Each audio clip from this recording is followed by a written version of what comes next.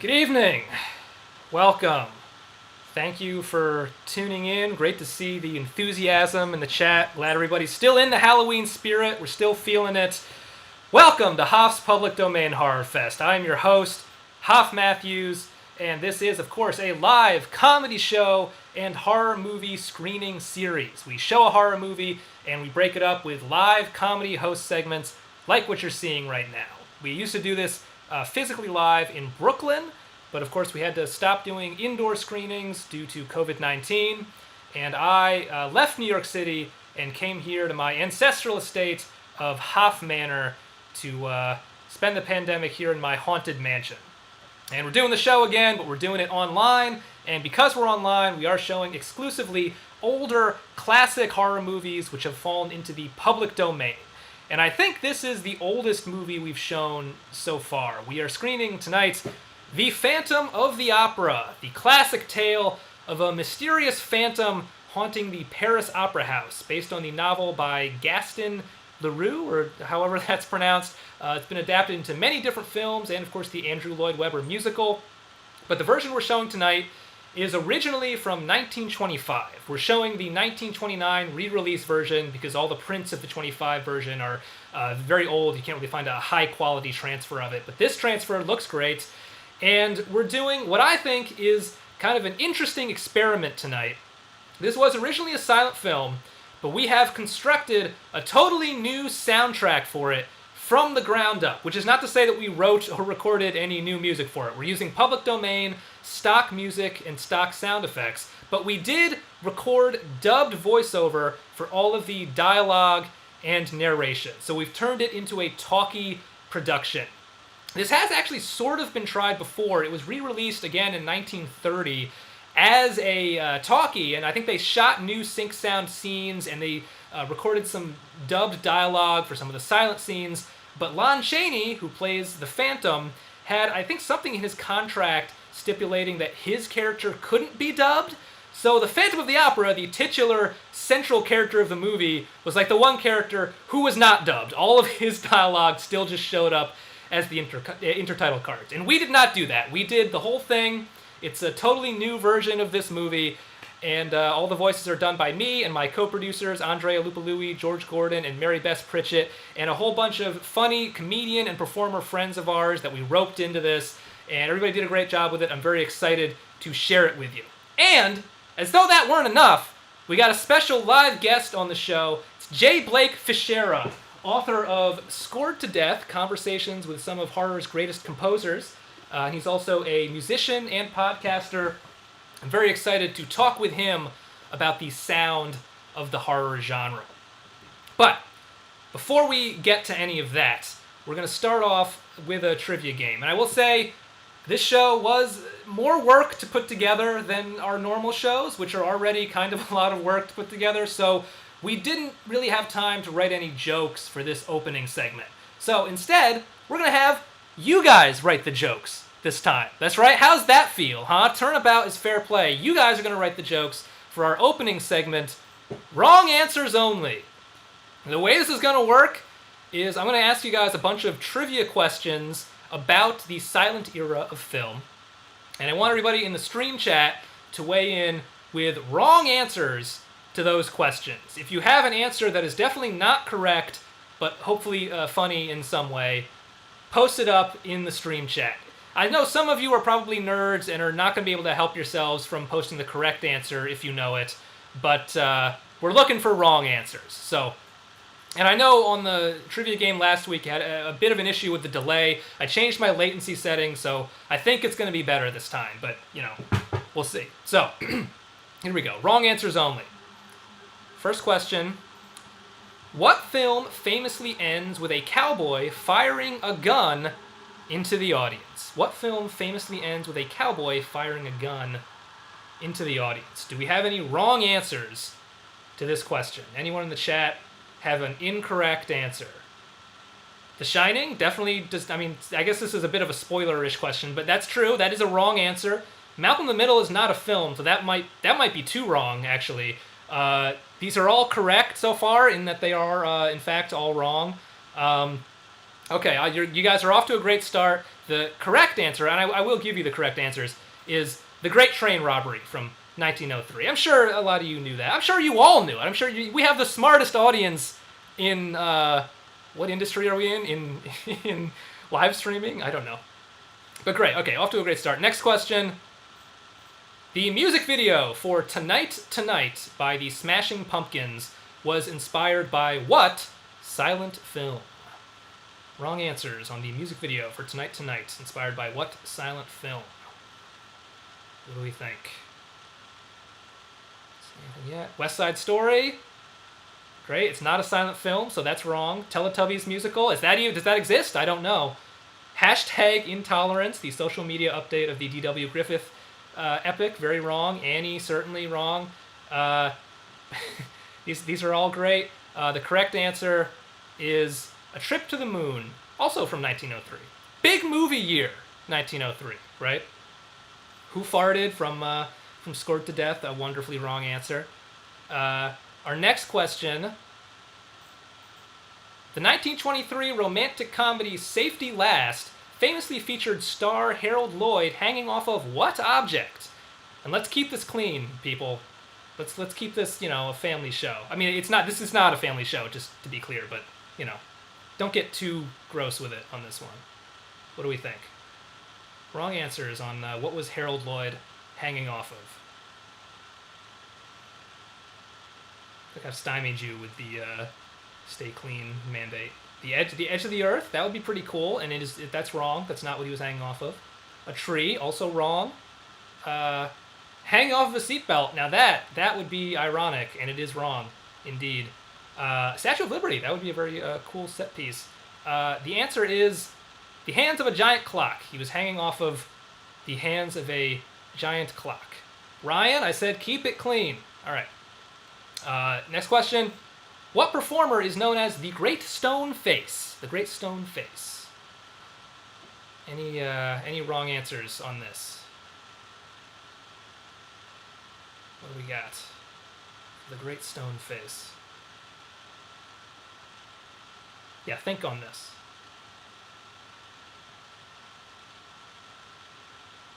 Mount Rushmore, wonderful cabaret performer, Mountie Rushmore, as he was known. Antonio Banderas, that's very, Okay, I see Dave Shire, he couldn't resist, he weighed in with the correct answer. Thank you to everyone calling out my name there. The correct answer here was, of course, Buster Keaton, the Great Stone Face, Buster Keaton. Next up, similarly, what performer known as America's Sweetheart co-founded United Artists? What do we think? America's Sweetheart, co-founder of United Artists.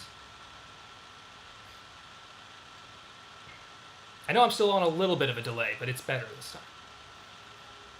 Julia Roberts. See, the thing is, Julia Roberts is America's Sweetheart, so it is a wrong answer, but it's not that wrong, right? Mel Gibson. Yeah, that's wrong. That is a wrong answer. Yeah. These are... Okay, you can't just put me for all of them. You know what? You can. If the question is who's America's Sweetheart, you can put Hoff Matthews. That's good. Judi Dench. That's a good wrong answer. The correct answer is Mary Pickford, one of the earliest hugely famous movie stars. Mary Pickford. Just a couple more of these. Name the sex symbol whose death in 1926 caused mass hysteria amongst his fans. The sex symbol whose death in 1926 caused mass hysteria amongst his fans. What do we think? Rupert Murdoch. Hey, if only, right? Right. He dropped the symbol in 1926, and then he became the artist formerly known. Warren Harding. See, I don't really know. Once you get back to the 1920s, I don't know when people died. The Archduke. Oh man, people remember. Yeah, Franz Ferdinand. His death started World War I, but also very hot. People really wanted. Women wanted Archduke Franz Ferdinand. Men wanted to be him.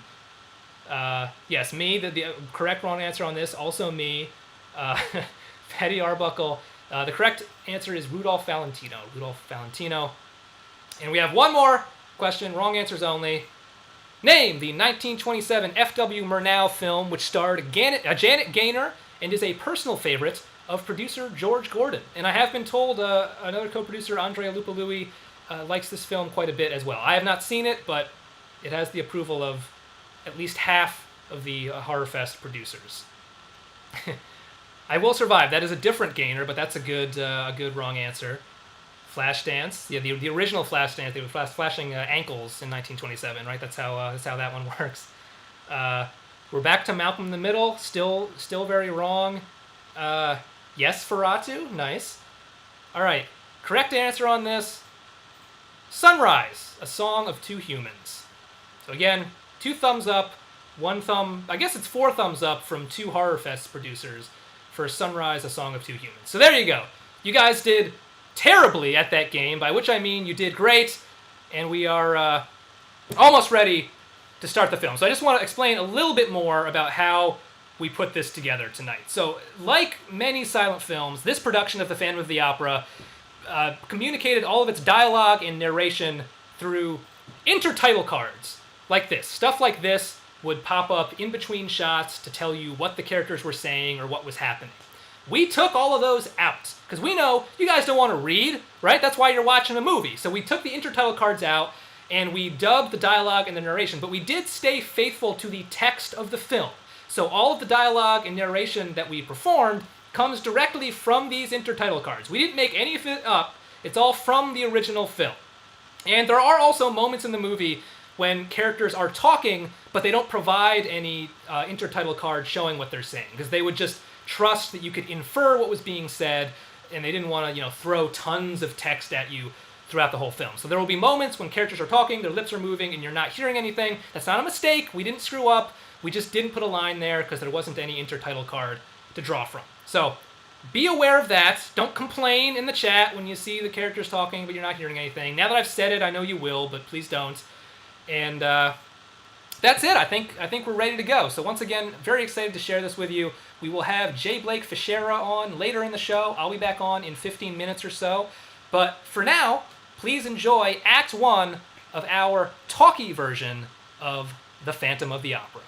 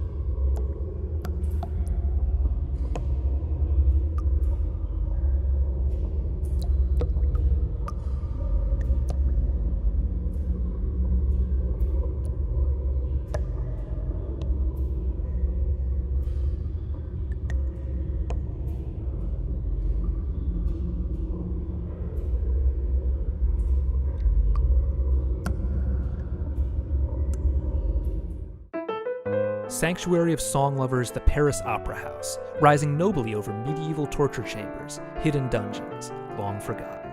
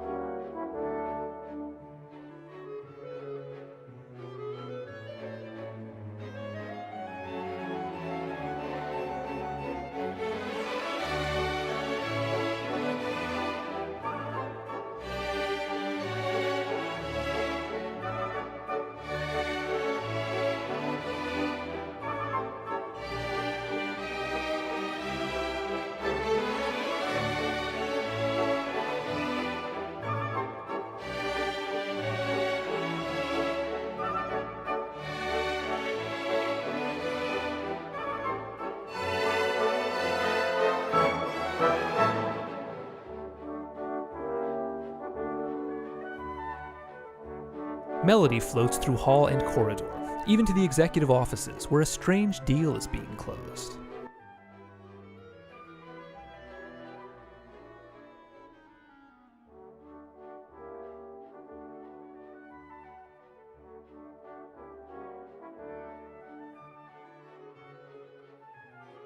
Now the notary seal, gentlemen, and you are the fortunate new owners.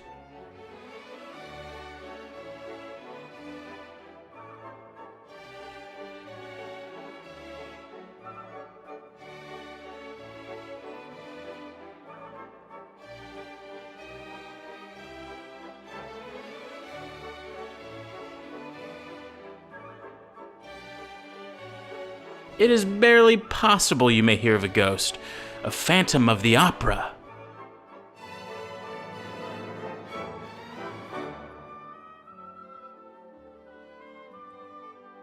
The attendant of Box 5 will not laugh when you ask about the opera ghost. You jest, messieurs. We are not children.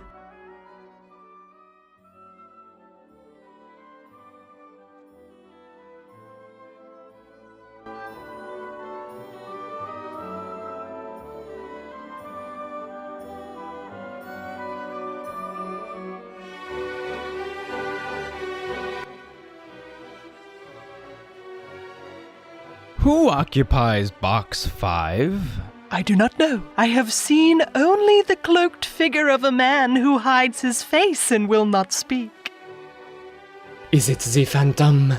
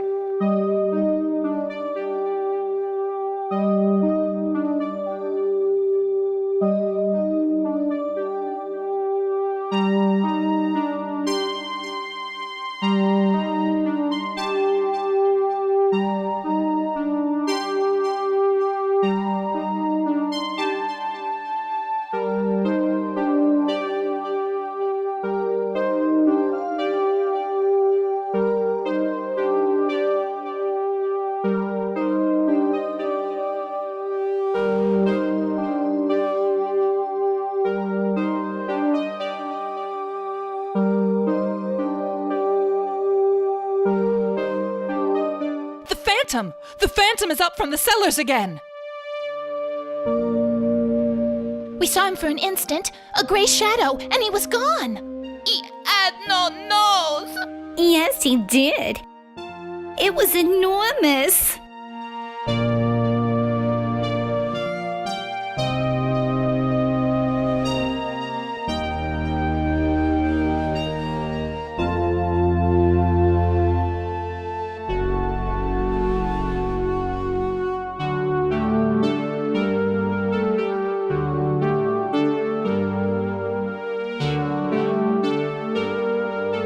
That man just came out of the cellars just after we saw the phantom. Could it be that he? Joseph Bouquet has really seen the phantom. Let's ask him.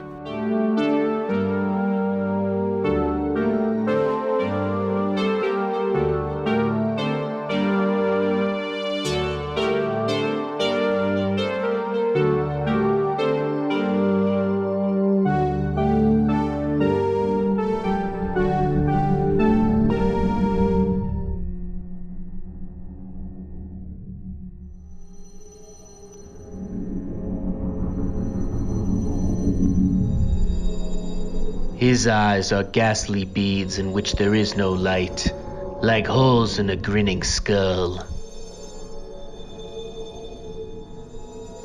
His face is like leprous parchment, yellow skin strung tight over protruding bones.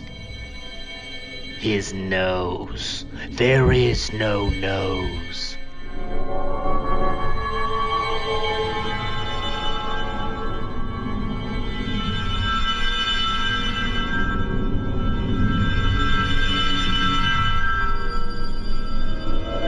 Have a care, Bouquet. Ghosts like not to be seen or talked about. Come. I'll show you where I saw him. In the scene dock of the third cellar.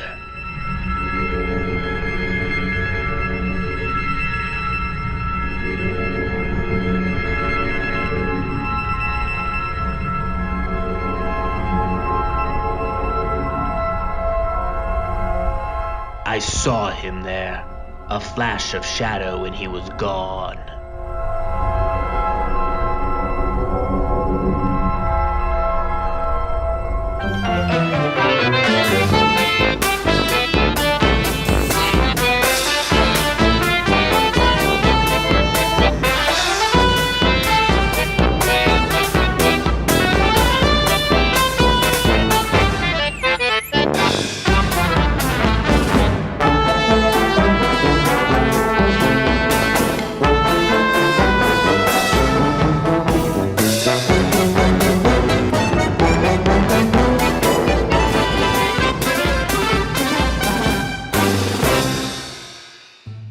My daughter Carlotta has been insulted. She, the favorite prima donna of the Paris Opera.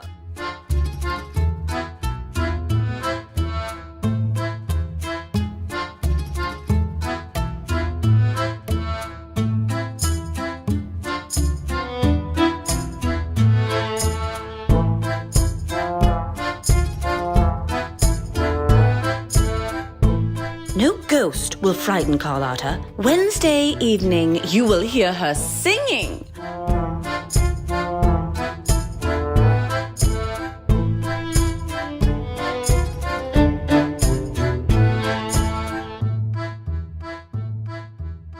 Wednesday night found Mademoiselle Carlotta strangely ill and Christine Daae singing Marguerite.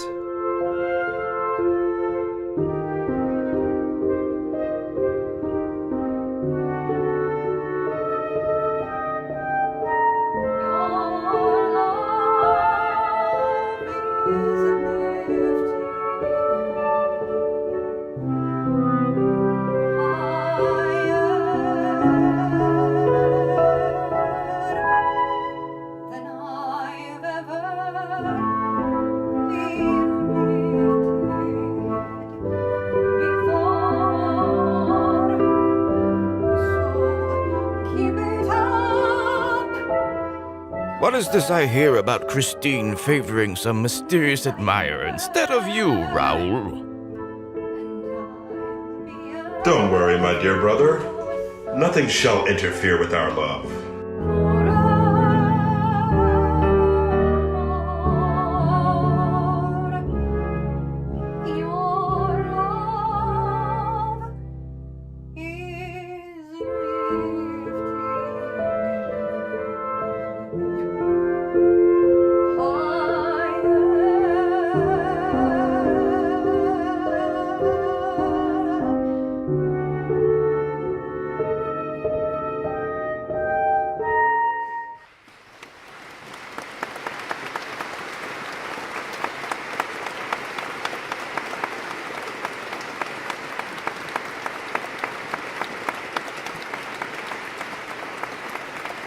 I hear a lot of rumors, Raoul.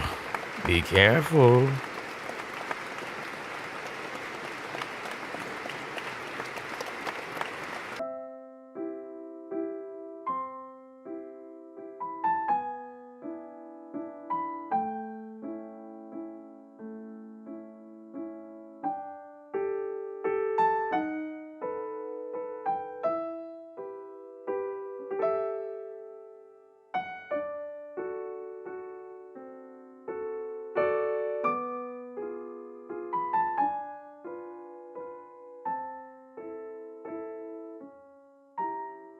At last, you have realized your ambition, my darling, and now we shall be married!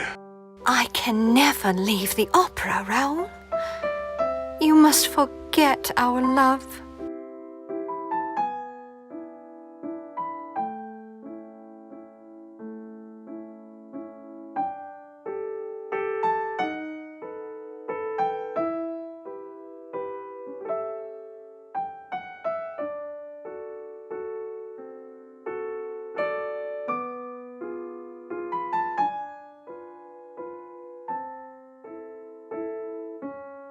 From hidden places beyond the walls, a melodious voice, like the voice of an angel, spoke to her. Christine, tonight I have placed the world at your feet.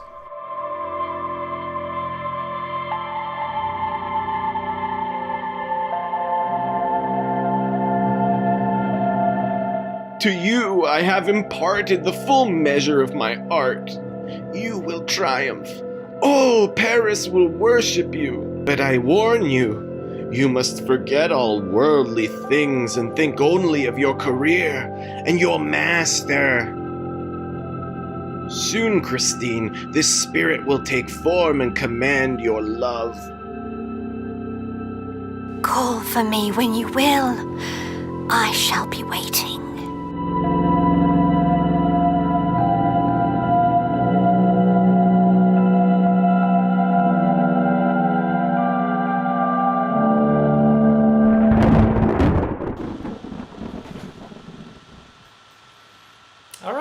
So, hope you're enjoying the film so far, and the format, makes sense and is working for you. I do want to take a moment right now and talk a little bit about opera glasses, because there's this really funny history. I'm sorry, guys. I'm actually I'm getting a Zoom call right now from my agent, and I kind of got to take it. It might be about a gig or something, so. It's not going to take very long. I apologize, but I'm going to take this call real quick. So just a second here. Bring this up for you. Just be a moment. Okay. Oh, by the way, my agent is the Phantom of the Opera. I should probably explain that. Eric, hello? Hoffy, baby! It is I, your master! Okay, Eric, you're my agent, not my master. I'm supposed to be your master, if anything.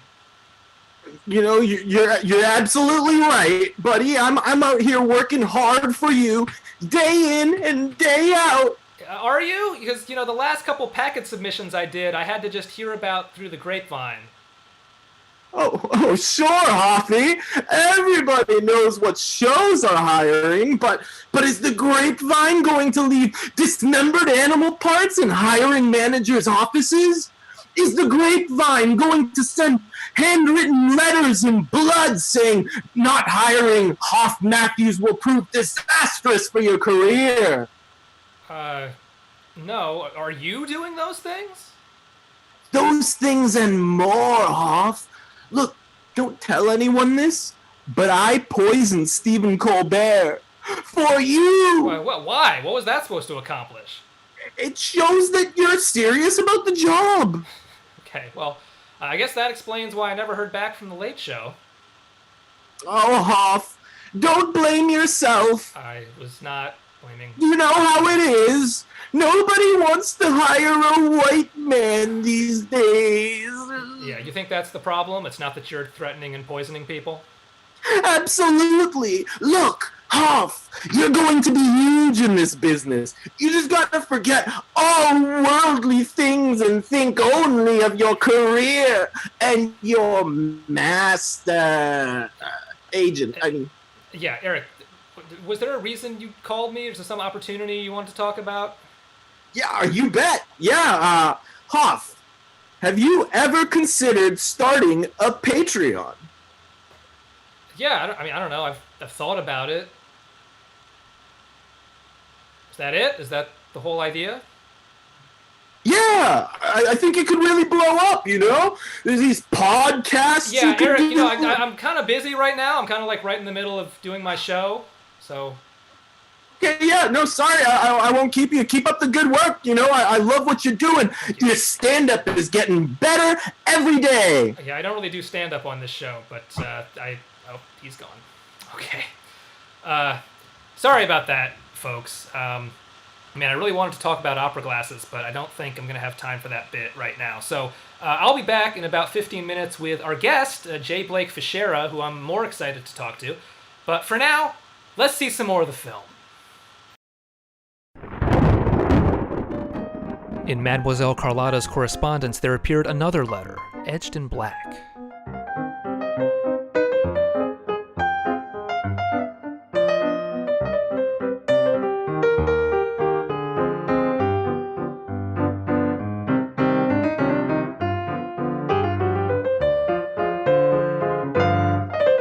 Christine Daae's friends are plotting again. But my daughter shall sing tomorrow night, come what may.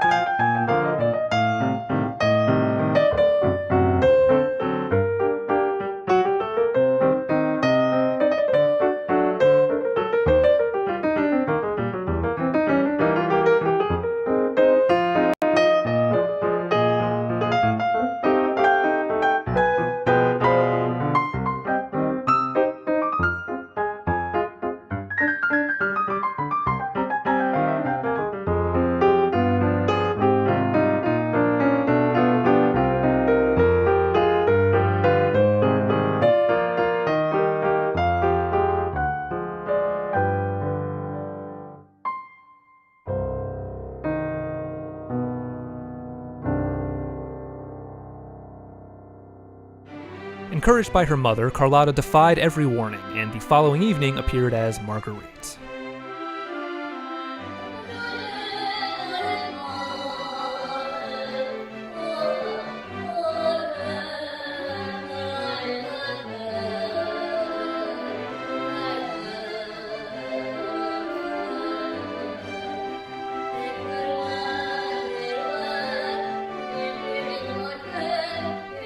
So far, so good. For a house with a curse on it.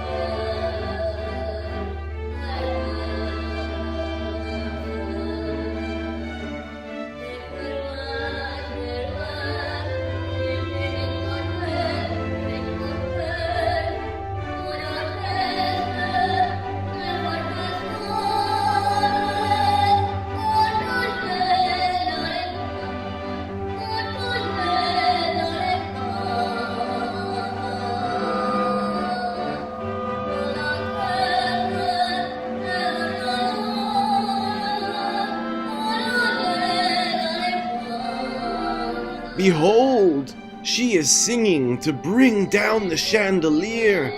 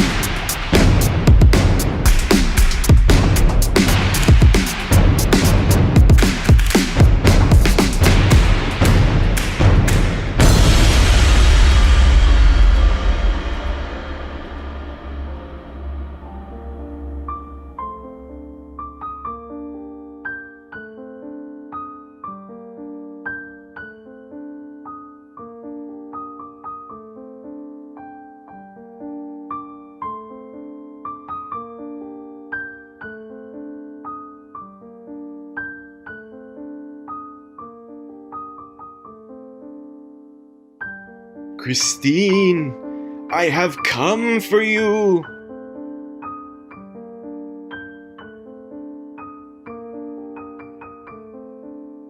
I am ready, Master. Waiting. Walk to your mirror, my dear. Have no fear.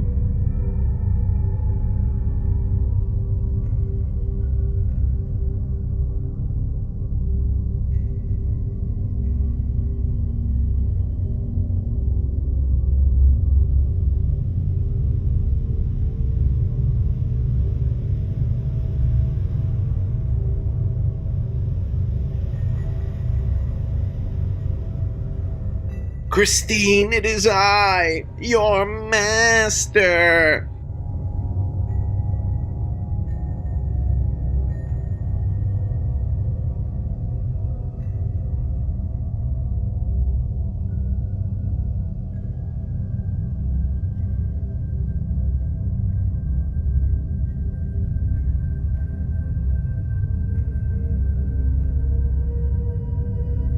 Look not upon my mask. Think rather of my devotion, which has brought you the gift of song.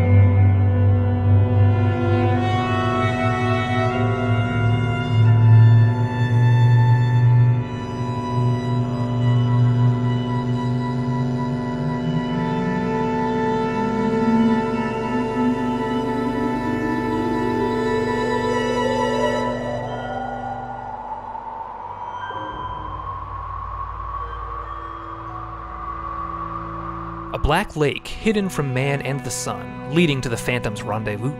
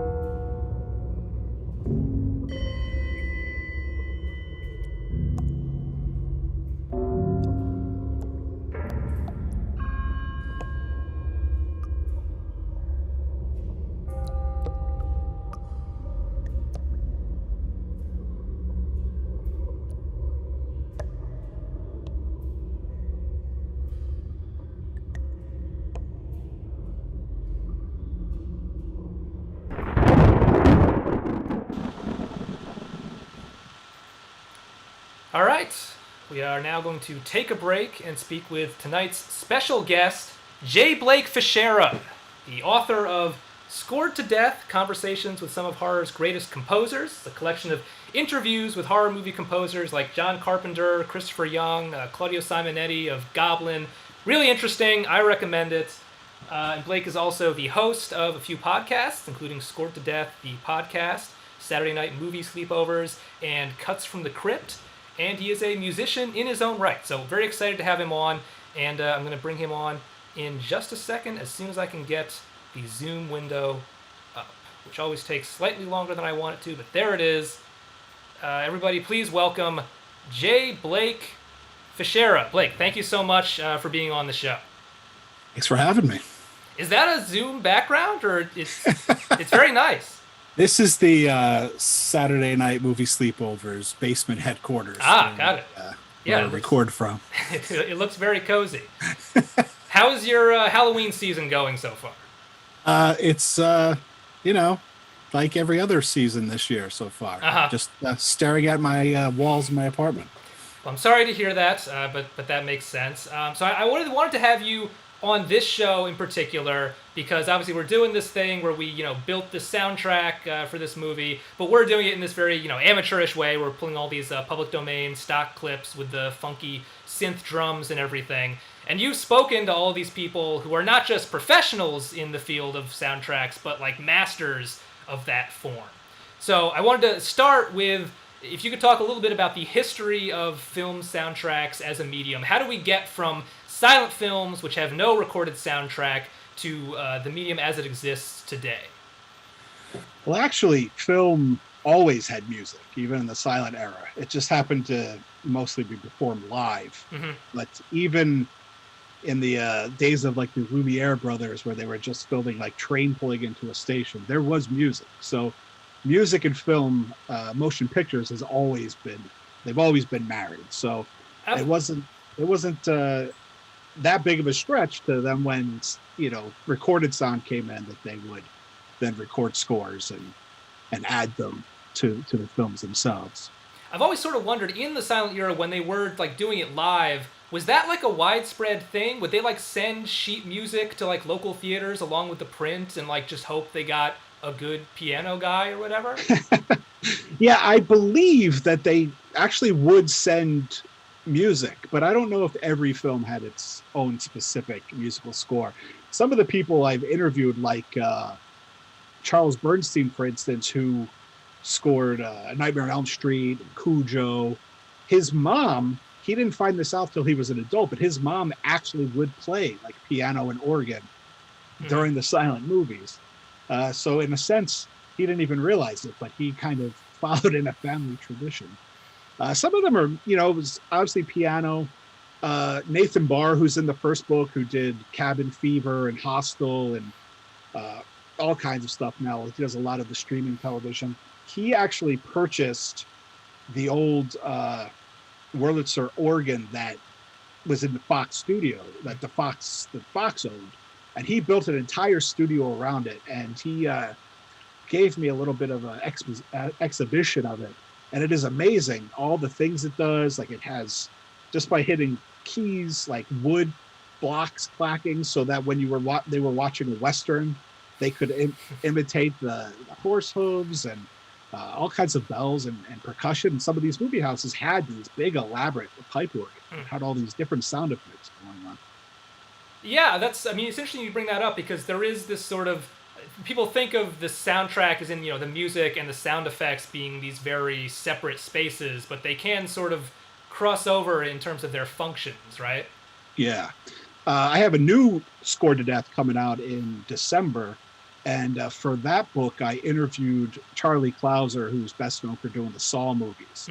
And he has kind of really taken that to an extreme, where he's collected sounds his entire life before he even knew what he was going to do with them, like the subway pulling into the 72nd Street stop, just because he thought it sounded cool. And so those sound effects have all made their way into the Saw scores. In one way or another, manipulated digitally. And when you watch some of those later Saw movies, there's like no silence. There's always some kind of drone going on. It's like Saw has its own version of silence. So in a way, what Charlie does is kind of really marrying both sound effects and music in a very interesting way. Yeah, I can't wait to read that. Because essentially, because Saw, like, it has all the sounds in it, but it also has parts of the score that are very like memorably melodic. Yeah. It just, I guess, in terms of like using sounds that, you know, we wouldn't normally think of as being musical, have you sort of, I don't know, looked or thought a lot about like modern horror scores that have that very like those very deep like bass tones? Do you know what I'm talking about? Like, is that a phenomenon that has like a name, or is it just some weird thing that I noticed? Well, I'm sure a lot of people film score aficionados would attribute that to Hans Zimmer. But yeah, I mean, it's interesting in interviewing. The first book I talk a lot to 70s and 80s composers, up through like Joseph Fichera, who does Insidious and Conjuring, and Nathan Barr, who I mentioned earlier, some more contemporary composers. The new book, Scored to Death 2, has more contemporary composers. And so in talking to them, I kind of realized that this idea of taking non-musical sounds like the subway train, or there's a composer named Holly Amber Church, who's also in the book, who took things like balloons, because she was doing a killer clown movie. So to use them for percussion. And so this idea of taking non-musical sounds in the traditional sense and transforming them into music, I think for the most part is fairly recent, because I think the digital technology and the sampling and the way you can manipulate sound has changed so much and has become easier. I'm sure somebody can point to older scores where people did that, and even Claudio Simonetti and the guys in Goblin, when they did the score for Suspiria, they were taking plastic cups and crackling them in front of the microphone. So this idea, it's one of the beautiful things about horror soundtracks, is that there really there are no rules. Like Harry Manfredini, who did Friday the 13th, he told me, like, when you do a horror movie, like, you can use everything in the pantry and the kitchen sink. And I think that's why so many of them enjoy the process of doing it, because it's a genre that lends itself to experimentation that, say, like a romantic comedy or even a regular drama doesn't. So it's one of the things that I started to find really interesting about it when I started talking to all these composers to find out their processes. And you start to realize just how freeing it must be to be able to score something like that. And like I said, with the way technology has gone, which, you can see starting way back in the 50s with the Forbidden Planet and the early versions of electronic music through the 70s with John Carpenter, and the synth was such a big thing because it was cheap.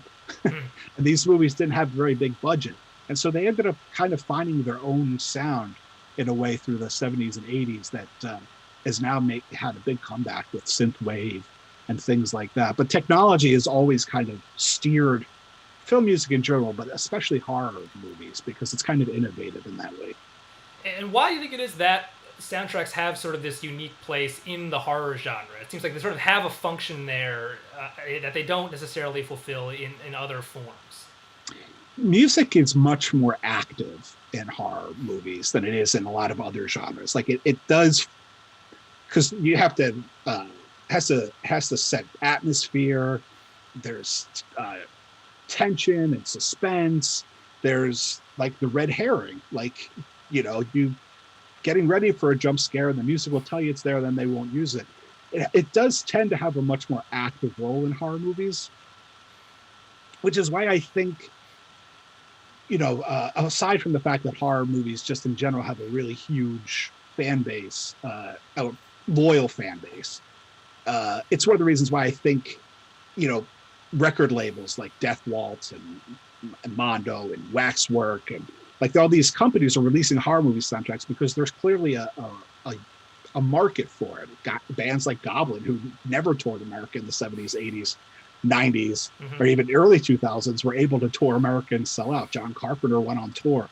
There's a fan base for it, and I think it's because the music, aside from the music itself being interesting, its role in the movies, I think, is very specific, and it's really hard to think of those movies without the scores. I mean, even with the silent movie that you guys are doing tonight, which is about music, it's fascinating, and I'm sure you guys, when you were editing it and putting it together, kind of really started to see what a difference all the music makes. In the new book, it's a composer named Craig Saffin, who he did some horror movies like Nightmare on Elm Street Part 4 and Fade to Black, but he also did some amazing movies from the 80s that I just love, like Last Starfighter and Remo Williams' The Adventure Begins. A couple of years ago, he actually wrote a score to Phantom of the Opera and performed it live. And he talked about, I mean, he said I think he said he just tightened it up a little bit. I don't know how much cutting other than the cards that you guys did.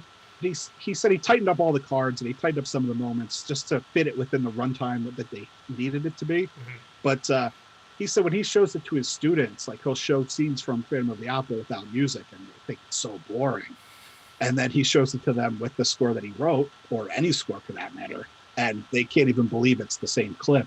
Music just, it creates so much, it does so much for the film, it creates momentum in a film like this that, just silence doesn't seem to do. Yeah, I mean, there's always that funny anecdote about John Carpenter, like showing a cut of Halloween to studio executives or whoever it was before he had the soundtrack, and they just like thought that it sucked. And was like, I have to save this with the music. It's just weird to imagine. But I know you are also a podcaster, and I've done a little podcasting myself, and I was just curious, as someone who is a musician, and also you've spoken so much to these people who work on movie soundtracks, and you have so much knowledge about that. When you're doing podcasts, do you find yourself obsessing over their audio quality, or do you just feel like that nobody cares, it doesn't matter, I can just relax with this? When I interview people, yeah.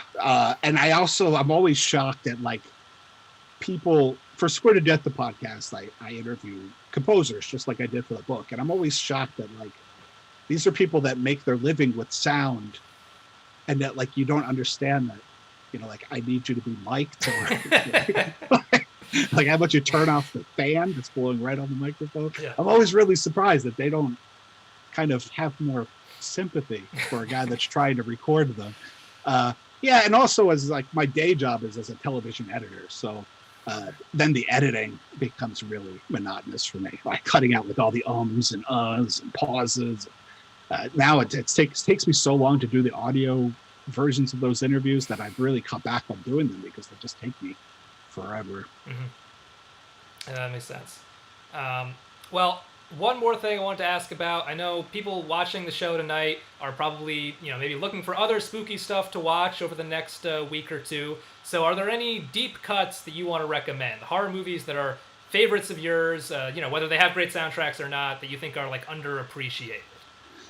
I always find that question tough because with the internet and social media, it's really tough to know what is a deep cut now. That's true.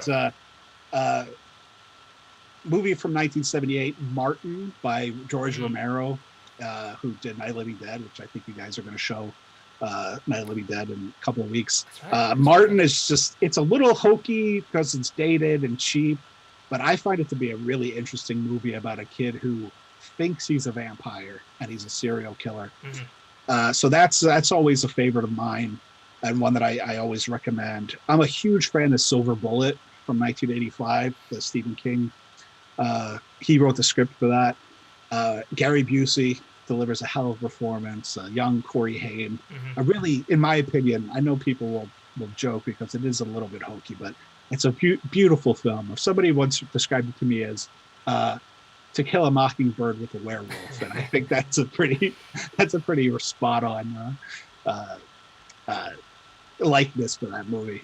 And one of my favorite underrated scores is by Chris Young, who's in the first book. He's best known for things like Hellraiser and Hellraiser 2. And he even did Spider-Man 3. And he's been doing some things recently, like the remake of Pet Sematary. But there was a movie from a couple years ago, which probably isn't that deep of a cut, but Sam Raimi movie called Drag Me to Hell. And it's kind of Sam Raimi's going back to his heritage of things like Evil Dead, and I just love Chris's score for that movie. It's absolutely beautiful, orchestral score with the violin playing a really prominent part in the score. And I'm just a big fan of that score, and that movie's a lot of fun. So those would be the three I would recommend for Halloween this year.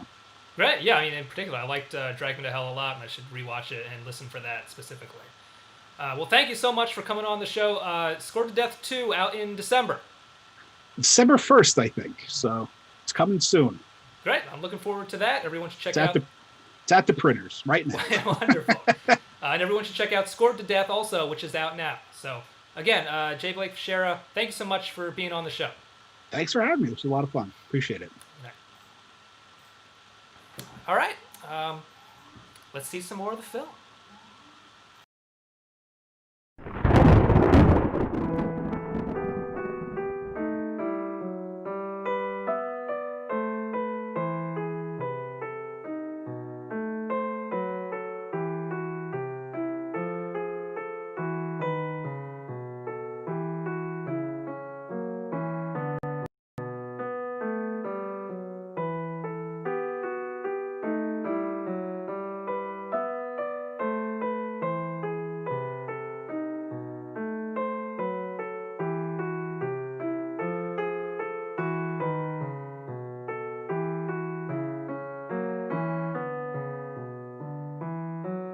I have brought you here 5 cellars underground.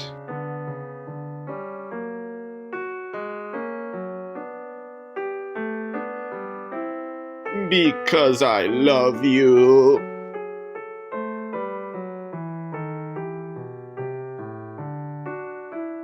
For long, weary months I have awaited this hour, so that which is good within me, aroused by your purity, might bleed for your love.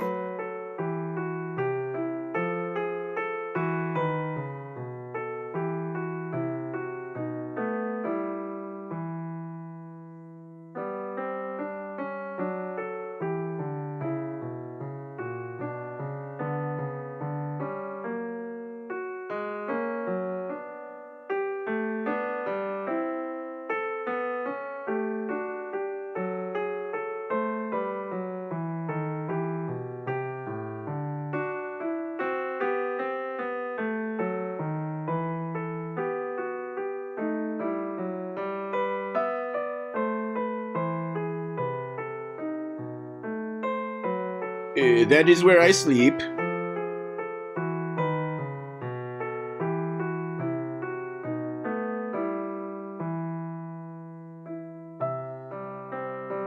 It keeps me reminded of that other dreamless sleep that cures all ills. Forever! You are the Phantom! If I am the Phantom, it is because man's hatred has made me so. If I shall be saved, it will be because your love redeems me. Men once knew me as Eric, but for many years I have lived in these cellars, a nameless legend.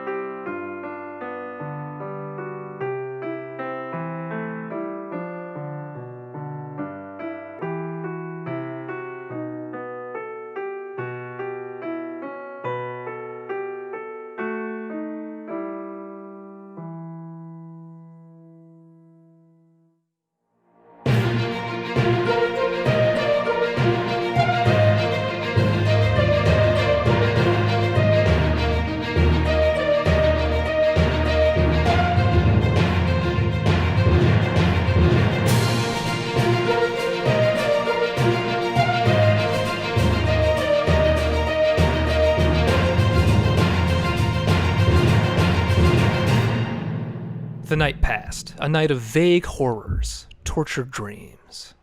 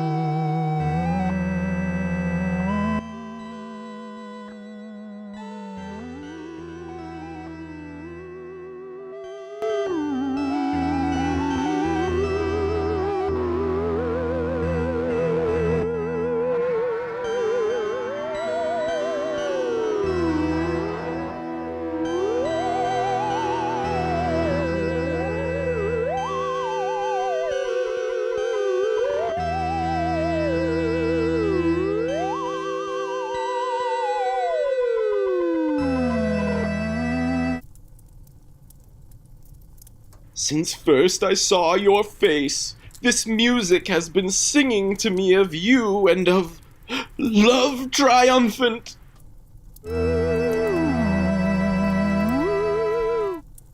Yet listen, there sounds an ominous undercurrent of warning.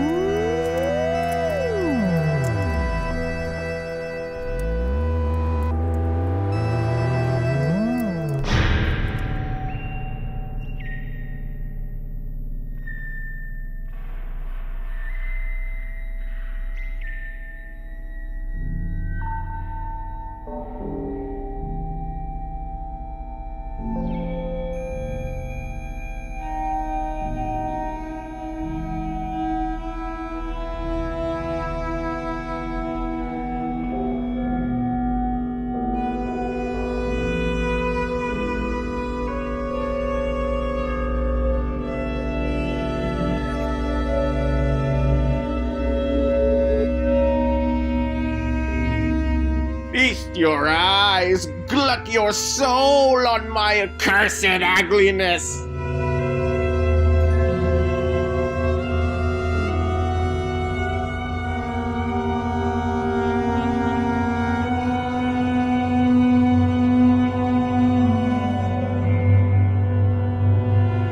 Oh, mad Christine, who would not heed my warning?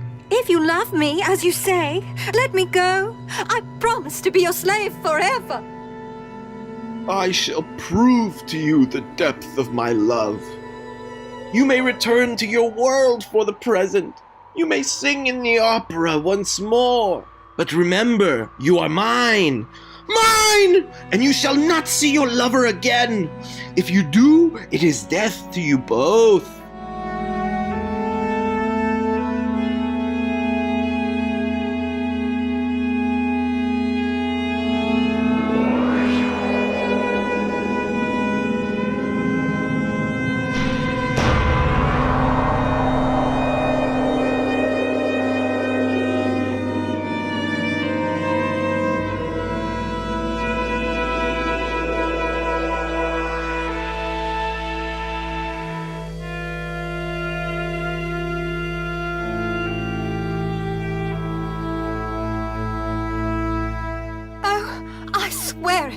I swear it.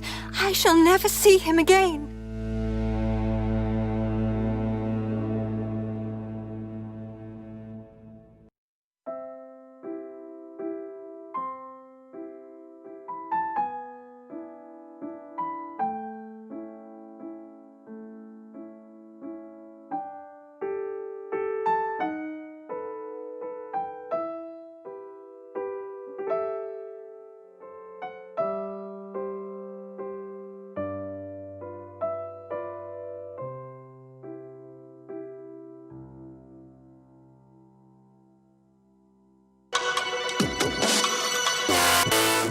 One night each year, all Paris mingle, forgetful of caste. The merry, mad ball masque de l'opera.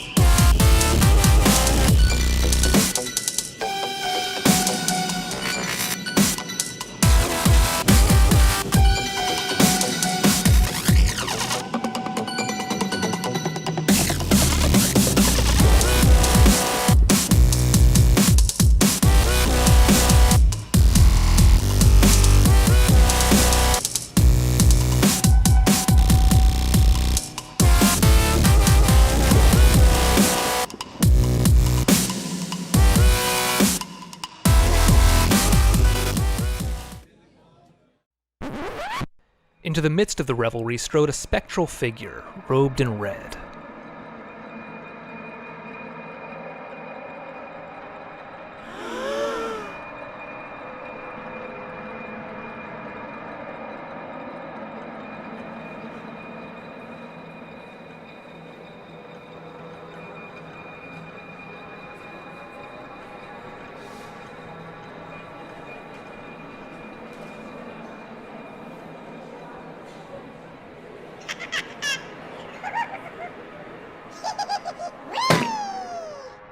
Beneath your dancing feet are the tombs of tortured men. Thus does the Red Death rebuke your merriment.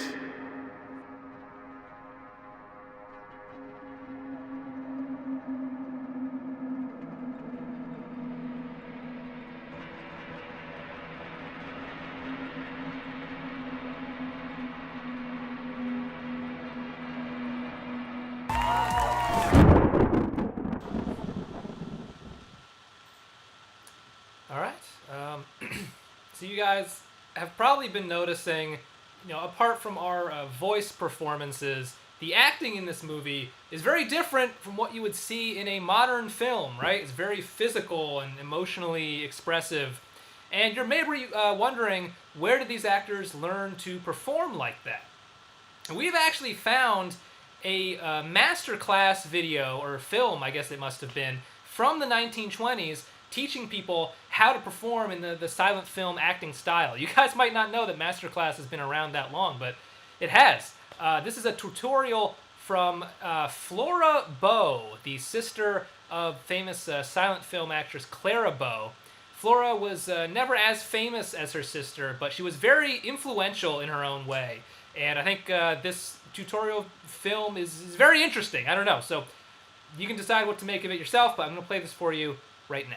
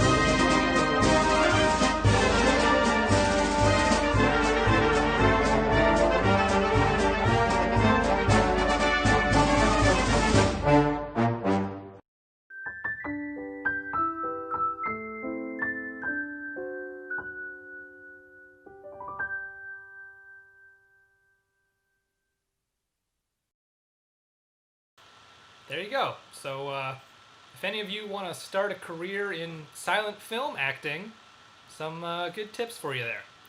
Let's see some more of the film.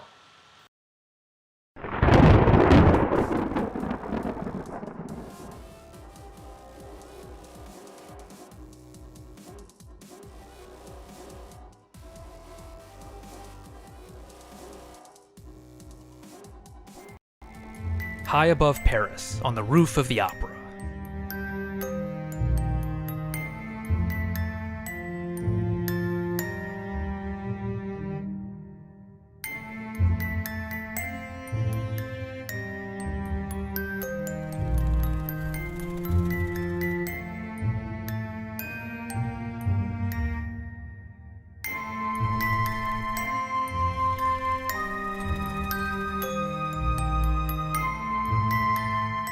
Are we alone, Raoul? Can anyone overhear what we say?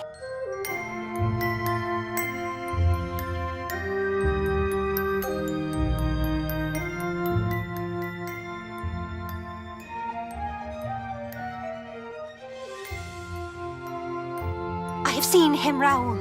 I have seen the Phantom.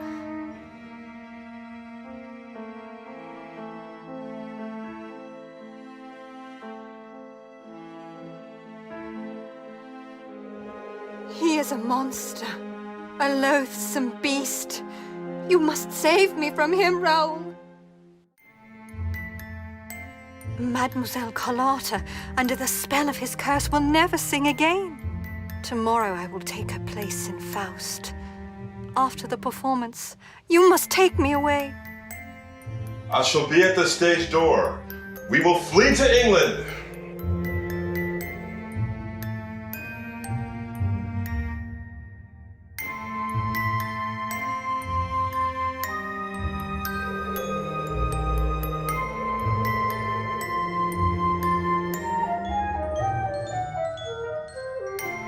She has betrayed me.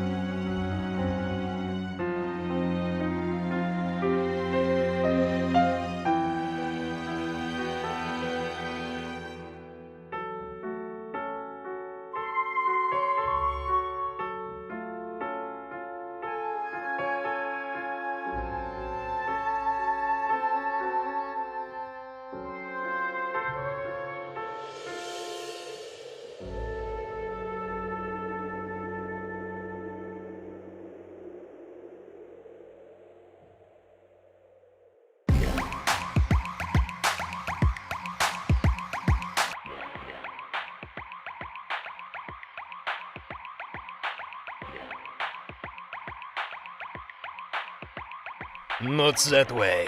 This way.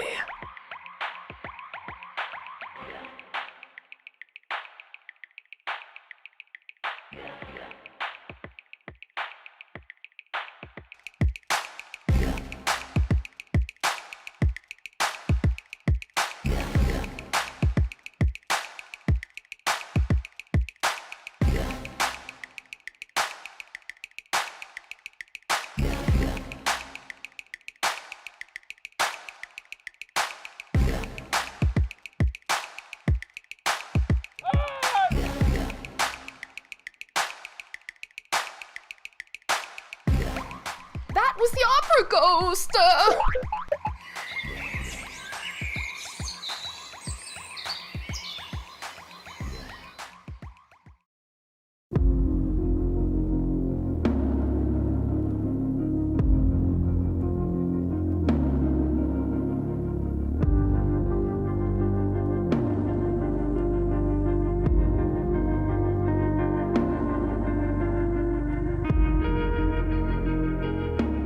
This is your man, Monsieur le Préfect, the Phantom of the Opera.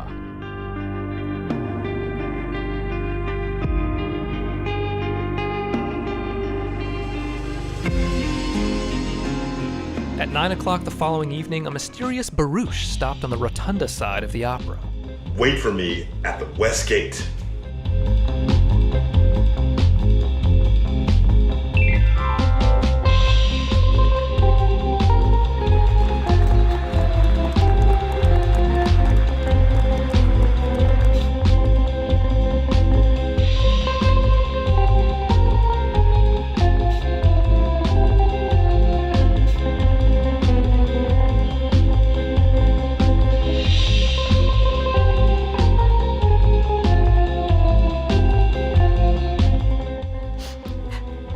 heard his voice once more, Raoul.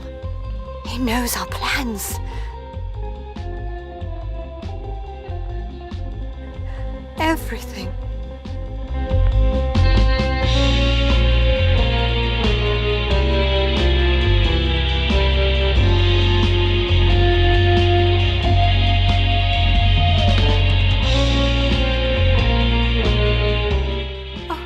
Believe in my love, Raoul. Save me from that monster. Oh, save me!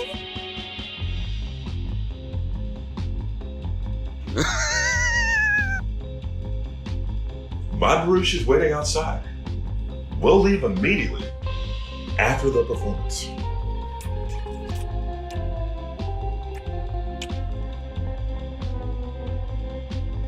Dry your tears, dear, and hasten. You must make ready for your performance.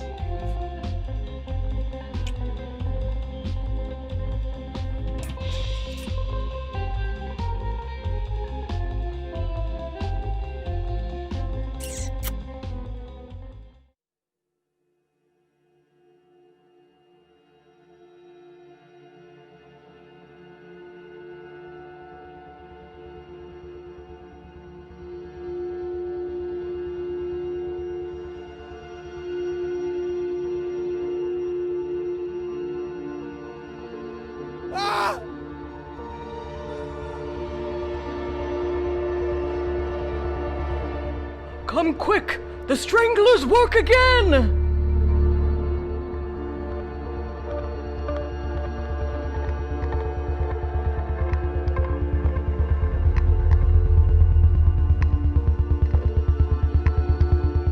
It was there! I saw the body dangling in the air.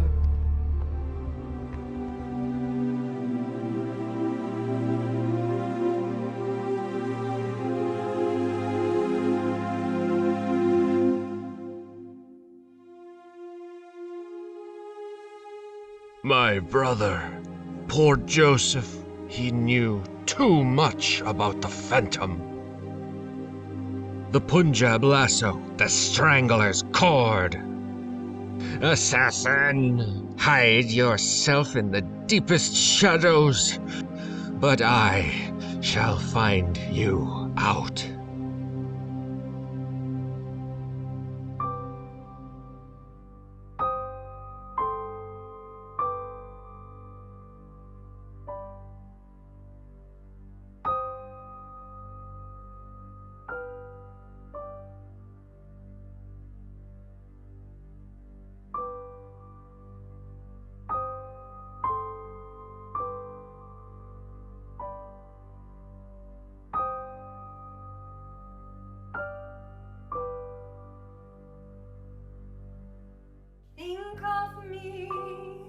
Think of me fondly when we've said goodbye. Fear for his brother's safety brought Comte de Chagny to the opera house that night. Please promise me you'll try. When you find that once again you long to take your heart back and be free. If you ever find a moment,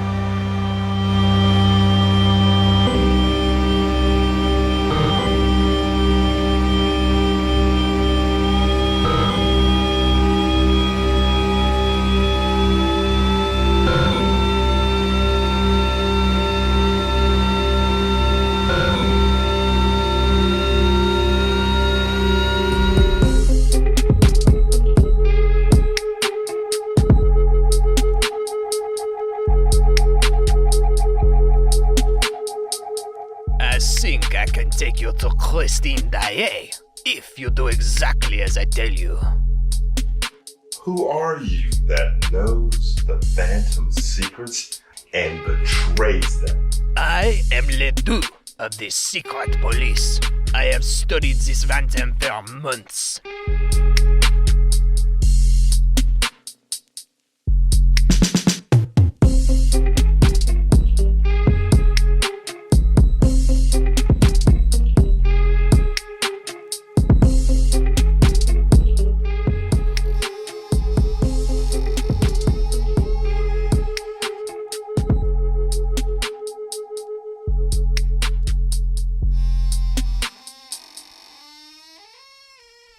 I found his hiding place deep within the torture chambers, where he himself was confined during the Second Revolution.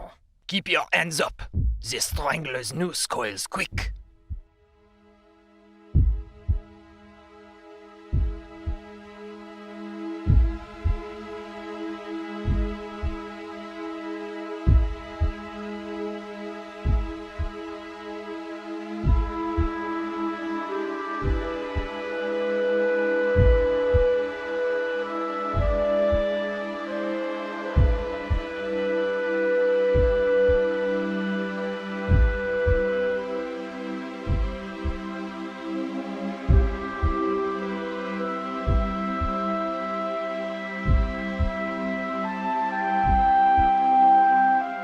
Your hand up.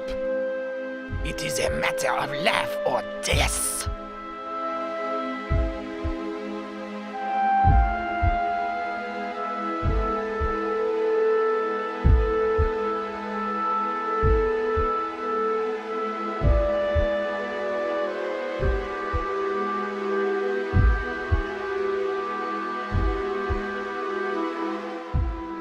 The discovery of this trapdoor cost Joseph Bouquet his life.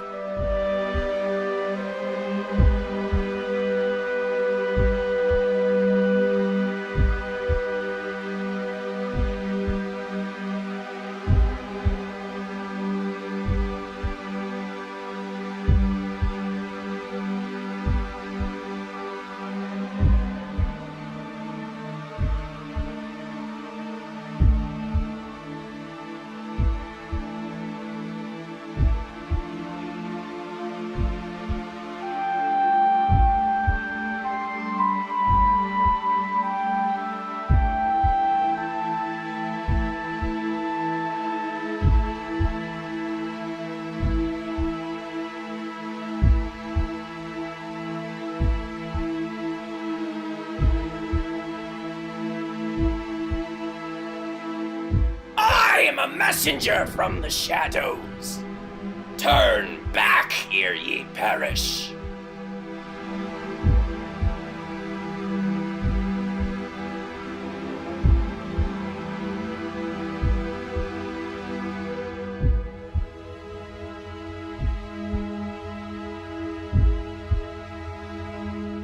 You lied to me. Do you think you and your lover could cheat the Phantom? Ungrateful fool. You have spurned the spirit that inspired you, the spirit that made you great. Now you shall see the evil spirit that makes my evil face. No longer like a toad in these foul cellars will I secrete the venom of hatred, for you shall bring me love.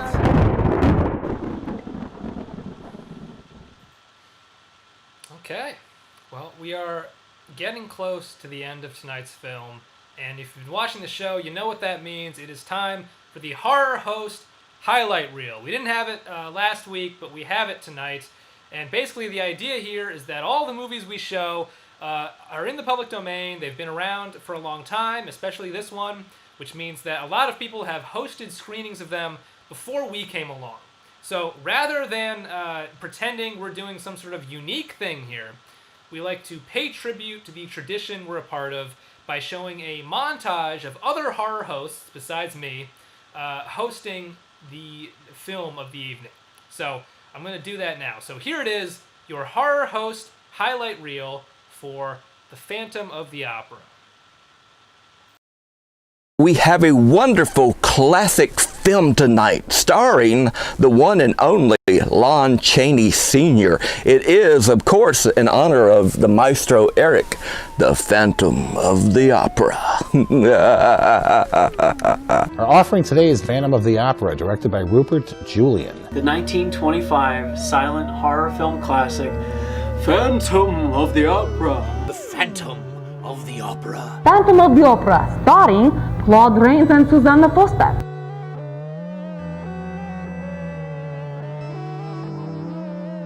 That Phantom baby is one evil dude. He's a murderer. He's a terrorist. And he has an exquisite singing voice. Imagine getting into character and trying to be the Phantom. That's not too bad. Now I really feel like the Phantom. It's wonderful. Instead of that opera singer, he should have kidnapped himself a defense attorney.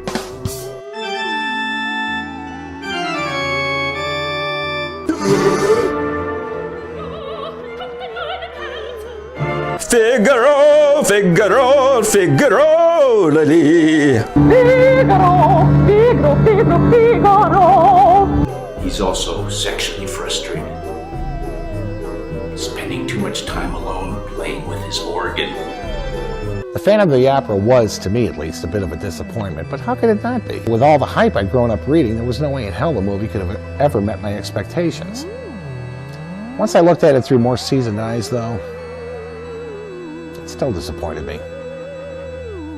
As Friedrich Nietzsche said, beware in fighting monsters, lest ye become one yourself.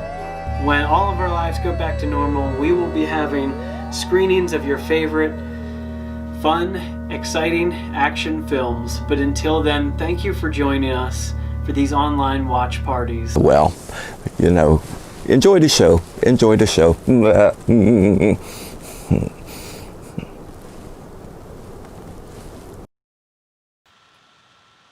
I do this long enough, these will consist entirely of other people also doing pandemic live streams. But hopefully this won't go on that long, I guess. So anyway, now please enjoy the thrilling conclusion of our talkie version of The Phantom of the Opera.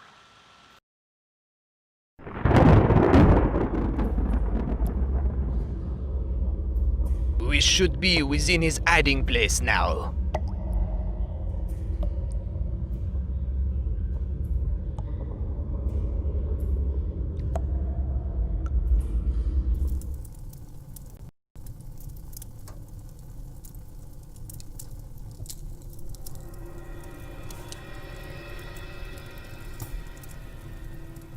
We have fallen into the room of many mirrors, the old torture chamber.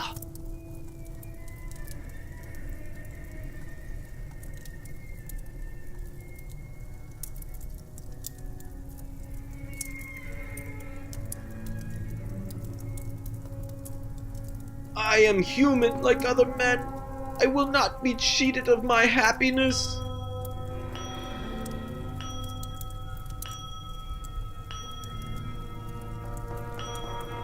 Raoul! Raoul!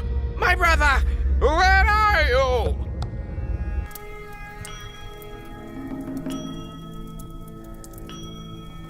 It seems we have callers.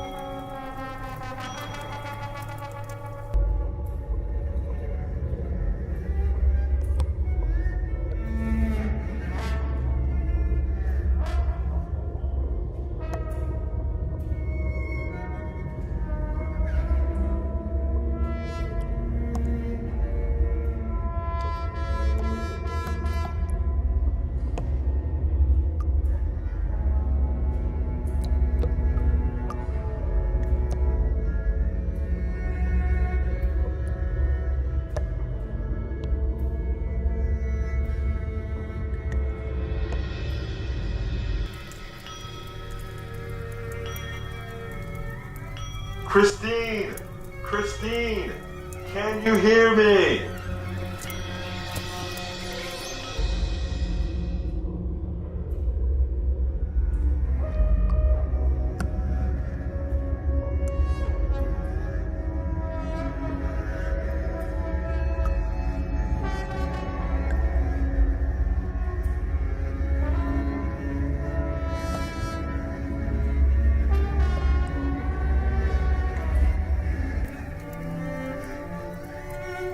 Your voice sounds near.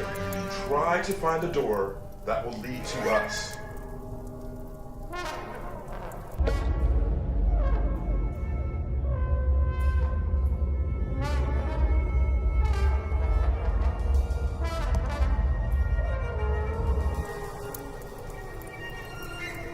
Look about here. Try to learn where he keeps the keys.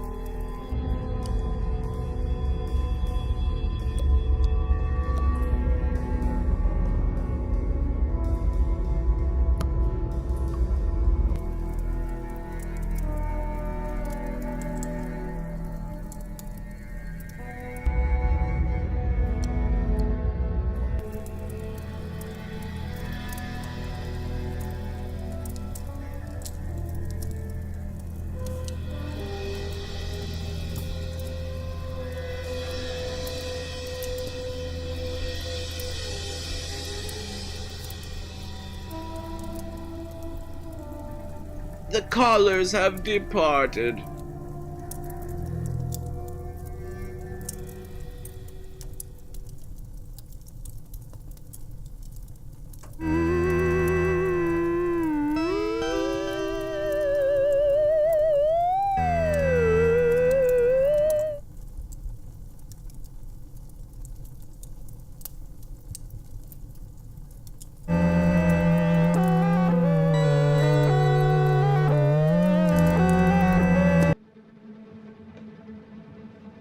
I have discovered the Phantom's hiding place.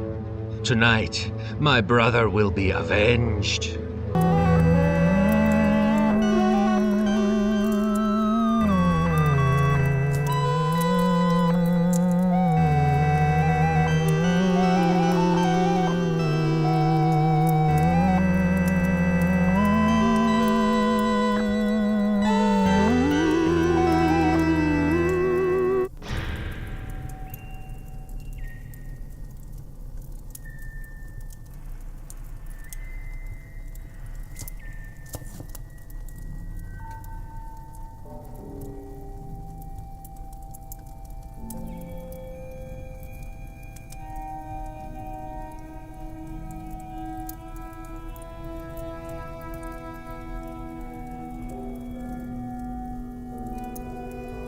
Did you hear voices?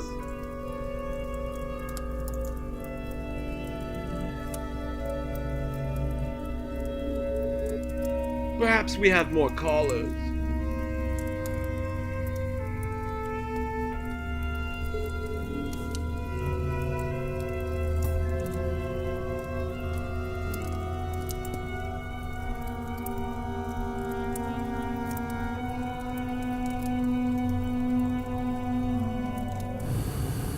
Heat. Intolerable heat.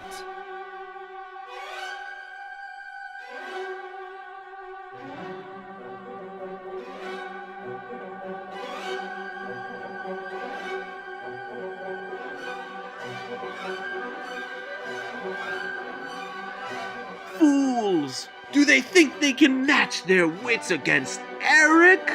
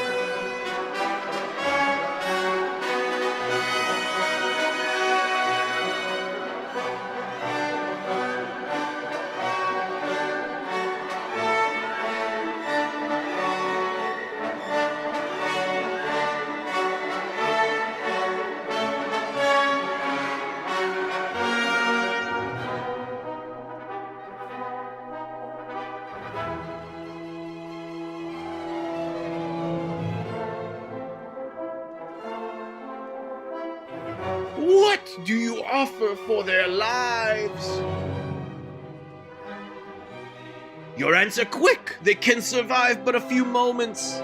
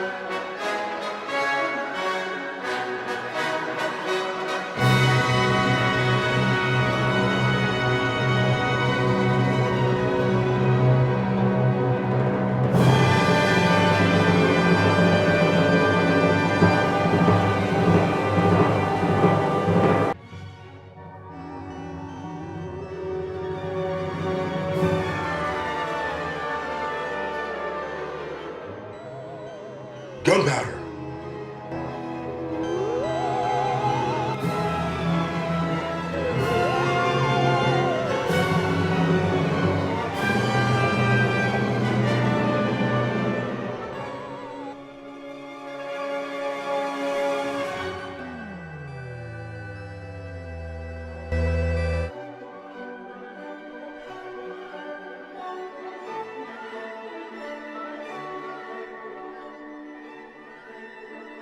You have your chance of saving him. Will you be the bride of Eric? Or do you prefer to watch your lover die?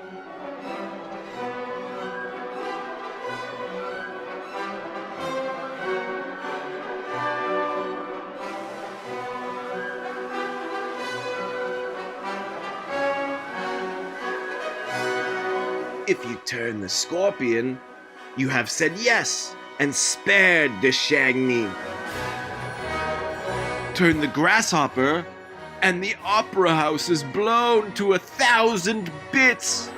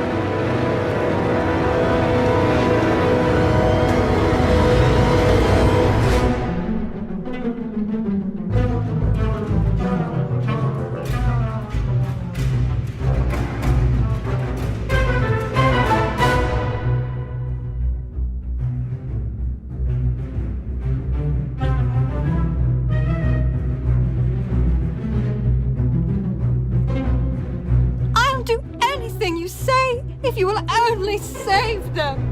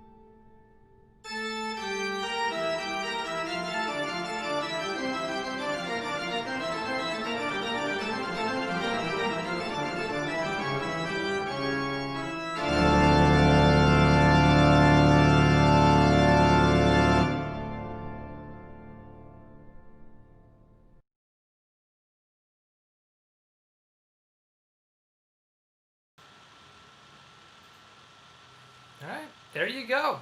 The Phantom of the Opera, our rendition of the Phantom of the Opera. It is this strangely happy but bleak ending. It is very interesting. Thank you all for watching the show tonight. Instead of the debate, I didn't want to mention the debate because I figured people would be like, oh, right, there is a debate tonight. I'm going to go watch that. But you guys didn't. You watched this, and I really appreciate it. So thanks to you, and thanks to the people who provided voices for the film tonight. All of our talented friends who participated and provided a voice for one of the characters in the film. I really appreciate it. I think everybody just contributed really great stuff, and I think it turned out really well. So thank you, and thanks to our guest, J. Blake Fichera. It was great to have him on. And yeah, I've been your host, Hoff Matthews. My co-producers on this show are Andrei Alupului, George Gordon, and Marybess Pritchett. And we will be back next week for the final show of this run with Night of the Living Dead, the crown jewel of public domain horror. Basically the film that single-handedly invented the zombie subgenre. Very much looking forward to putting that on for you guys. So I hope you can come back next week for that. And yeah, I guess that's it. Thank you guys again so much for watching the show. And I'm just kidding. Have a good night.